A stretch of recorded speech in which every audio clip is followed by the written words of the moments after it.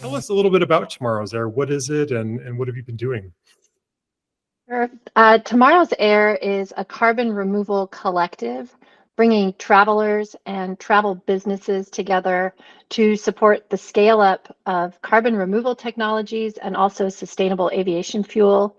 We're the only outfit out there focused in travel and combining education along with our funding for these carbon removal technologies. We are also, I should say, we're the flagship climate initiative of the Adventure Travel Trade Association, which is the largest global network of sustainable adventure travel tour operators, tourism boards, media. The ATTA, as we call it, has more than 33,000 members all around the world. And Tomorrow's Air is born out of this community's desire to see travel be a force for good and recognizing that we can bring the collective muscle of travel to bear on the climate crisis. So you work with the technology direct air capture, and you partner with your travel customers in removing carbon from the atmosphere. Is that right? Yeah, we have assembled a portfolio of carbon removal technologies that are sort of prioritized by the international climate community for investment and scale up to help fight the climate crisis, to help remove excess CO2 from the atmosphere. So direct air capture is one technology we have in our portfolio. We also have a technology called biochar and enhanced weathering. Each of those technologies, we have partnerships with specific suppliers. So for direct air capture, we purchase carbon removal credits from a company called Climeworks. Biochar, our partner is Pacific Biochar, and enhanced weathering, we purchase from a company called Ion. So when you spend money with Tomorrow's Air, we use a portion of your money on education and awareness building, and the bulk of your funding goes directly to these carbon removal suppliers, the three entities I named, and also sustainable aviation fuel. Some of our partners are choosing to direct their funding to our sustainable aviation fuel partner, which is a company called Neste, a Finnish company. So you partner with these travel operators. So I go on a trip, for example, with a tour operator, and then as part of my trip cost, a portion of that goes to you to run these climate programs, education, and the like. Is that right? That's right. So we have invited companies to join in this cause with us, and some of them, increasing numbers of them, are taking us up on the offer. So they have a published trip price in the case of a tour operator, an activity provider. Say you've purchased a $3,000 trip to go, I don't know, climb Machu Picchu, hiking in Peru. A portion of that trip fee could be dedicated towards Tomorrow's Air.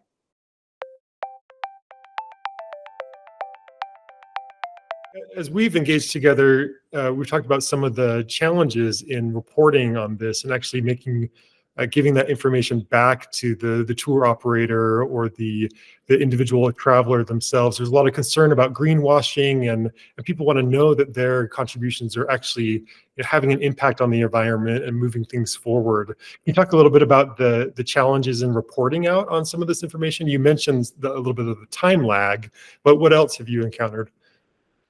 Well, I think the context coming in is people who do follow carbon offsets and have been participating in the voluntary carbon offset market in the past couple of years. There's been a number of articles about you thought you were funding the protection of this forest, but it turns out this forest was always protected, and you weren't really doing what you thought you were doing with your money. And there's been enough articles like that people, the average consumer who maybe is not reading in detail everything, is just sort of absorbing the general sense of like, I don't trust this. I'm not sure that my money is being used for the purpose it says it is being used for. And so that's the context we're in. And what we want to do for our partners is show them very clearly, we are using your money for what we said we were going to use it for. And here's the evidence of that. It's a rapidly evolving space. The issue is, if we wait for everything to be perfect, then we don't have technologies at scale in the time we need them. So we need to start investing and helping these technologies down their path. Now, there are some inherent uncertainties in there. We've chosen our partners because we feel strongly that that they pass the due diligence and are part of the standards development. This is sort of the crux of the whole thing is, do we trust the carbon removal suppliers? Does Tomorrow's Air trust the suppliers we're partnered with? And then for our travel companies and their travelers, do they trust us? And how can they have more trust in us? One of the ways that they can have that is when we provide greater transparency.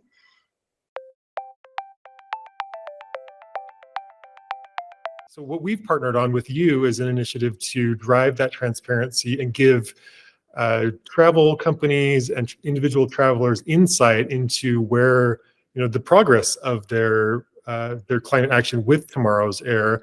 And we've modeled that a little bit on the concept of a digital product passport. So digital product passport is a concept that was launched in the European Union, where some regulations require companies to give more detail on the sustainability of their products and where they've been sourced, some of the labor and ethical policies around them, recyclability information. So what we've done is we've applied that concept here to carbon and carbon removal, and in tandem with you have created a digital product passport for carbon removal. So just maybe give us a little bit of a sense. What were you doing before? You had, I think, some PDF-based certificates, and then how are you moving that forward to this new concept?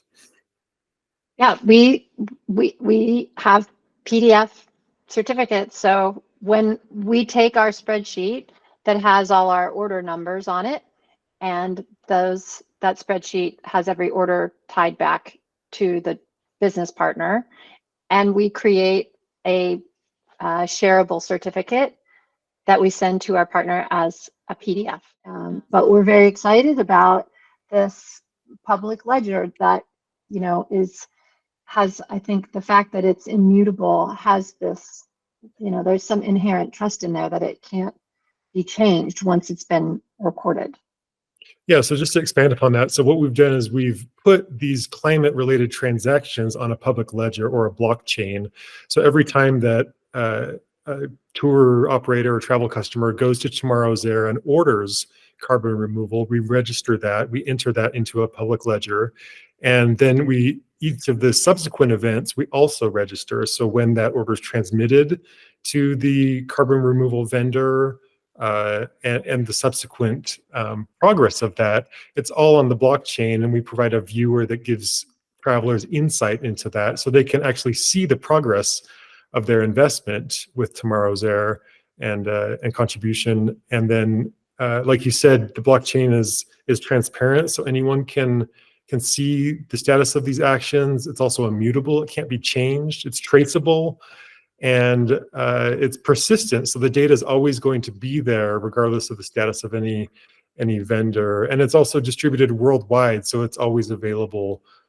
So it goes back to what you were saying, Christina, about that trust and transparency that you're striving to deliver with your customers and the travelers by putting this all out in the open to see the status of this.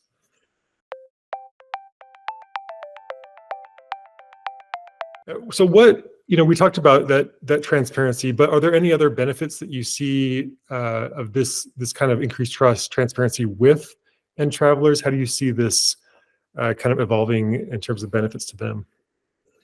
Well, I think it's interesting that down the line, we can use this, as we sort of looked at, you can contain more in this memorialization of a carbon removal purchase. We can track other sort of sustainability actions, I think our travel business partners might, as they get the hang of it, start to see opportunity to record other good deeds, if you will. I mean, a lot of our travel business partners are active in conservation efforts in the communities they visit. They're active in supporting, you know, education for women and girls, for example.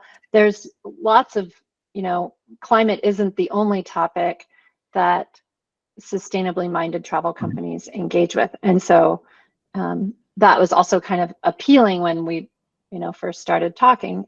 The downstream other uses of how we can use this tool and how our partners might be able to use it, I think is kind of exciting.